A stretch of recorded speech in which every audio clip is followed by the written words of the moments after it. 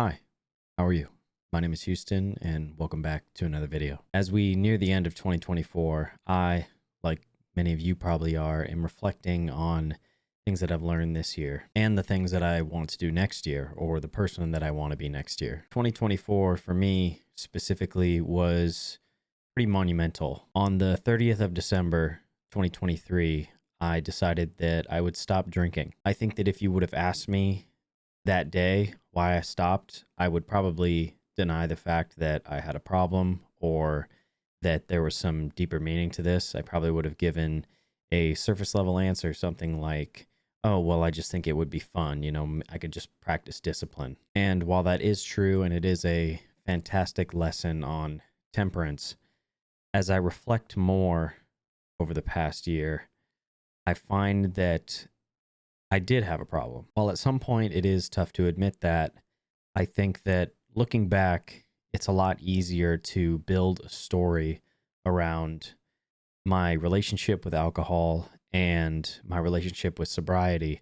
And it allows me to stick with that story and in some way form an identity around sobriety, but also have something to constantly reflect on, something to fall back to in case I am in a troubled time and I have the urge to drink, because those urges do still come up. And who knows, maybe in 2 years, 5 years, 10 years, 20 years, they won't come up as often, or maybe never again. But at this point, I do still feel that pull towards alcohol. In order to help build that story, I have reflected on and written down a few things based on things that I've read or things that I have been thinking about over the past year. As with all my other videos, if by sharing what I have been through helps even just one other person, then I consider it a success. Obviously, it's great to fail at something and learn from those mistakes and come back better than ever. But if you can learn from somebody else's mistake, my mistakes, then I think that's great too. So with that being said, here are a few things that I think sobriety has taught me over the past year. The first and arguably most important thing is the foundation. And I think that it really rings true in a quote from Socrates where he says, "An unexamined life is not worth living." It's easy to walk through life and to think that that's just how things are. It's very difficult to change, as I've talked about before. It's really, really difficult to look at yourself and realize the areas in your life where you have a problem. After a particularly shameful night, I sat back and really reflected on what my life would look like if I had nights like that over and over and over again, like I had before, for the next 2, 5, or 10 years. We have this incredible ability as Homo sapiens to be able to mentally time travel. We can go to the past, we can go to the future, and we can picture what our life might look like or what it used to look like. No other animal can do this. So when you use that mental time travel to its full potential, you're able to make real lasting decisions in the present. Something else that goes along with that would be that instead of changing myself, I always blamed it on the situation. Well, it's a birthday, it's a wedding, it's New Year's, it's all these reasons to drink, all these reasons that I might be socially awkward if I didn't start to drink. All of these moments where it was the situation that had a problem, not me. But eventually those reasons and the situations start to run dry and you're sort of forced to look at yourself. And instead of changing the situation, you have to change who you are. Some of us have a lot of trouble reaching that point. Or when we finally do face it, instead of changing, we just kick it to the curb. We shove it under the bed. At the end of the day, you're never going to be able to control the external circumstances, but to a certain extent, you can control your reaction to them. You can control your decision in those circumstances. And while it does take a fair amount of temperance to control yourself in certain situations, like, say, a New Year's Eve celebration, it is possible. And I'm not saying it's easy, because it's not. I mean, it'll be easier for some people than it will be for others, but it is possible. And I think that's what matters. Moving on, I think like many people, I would use alcohol to mask my true emotions. Having a rough day at work, going through a breakup, you name the situation, and I would probably look forward to stopping at the bar after work or binge drinking until I don't remember anything on a Friday or Saturday night. Being sober has forced me to face those emotions head on. I've been able to sit with those emotions and maybe journal about them or experience them in all that they have to give, whether they be positive or negative. And along with that, those emotions teach you to be a lot more patient with yourself. Often it seems like we destroy ourselves because we lack self-compassion. When I saw what these alcohol-filled nights were doing to me and my relationships, especially the one with myself,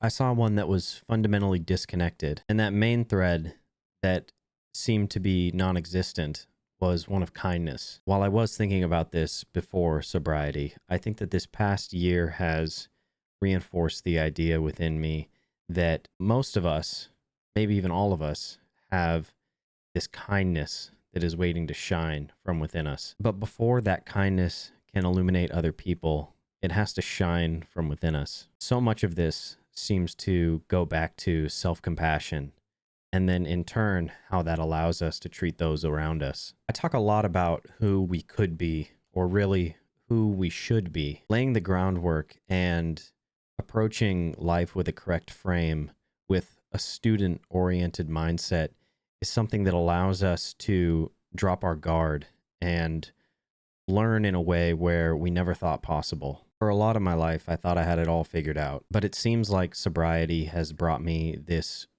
new and more powerful form of humility, one that not only allows me to learn in a better way, but also motivates me to share more. So as I get further into this journey, I find myself focusing less on what I can do for myself and more about tethering the things that I say and the actions that I perform to the service of others and how I can help people. I know that I'm not perfect at that. I am still selfish in many ways, but I think that having that as a goal, helping as many people as possible, or sharing my failures or my upsets, those moments of vulnerability can be anchors for other people. It's obviously a good thing to learn from your mistakes, but if maybe even one person out there can hear what I've experienced and not make those same mistakes,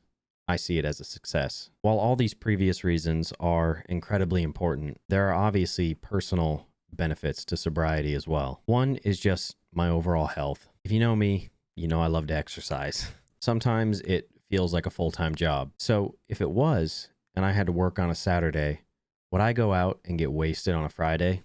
No, probably not. And if I did, it would make it really difficult to get up on a Saturday and do my work. So as simple as it might sound, that was a good enough reason, if any, to stop drinking. I'm not someone that is trying to over-optimize on health, but if I can see non-drinking as one of those pillars to rely on, like not consuming a ton of sugar, then I'll take it. But it's not just the ability to wake up early on a Saturday or Sunday that's useful.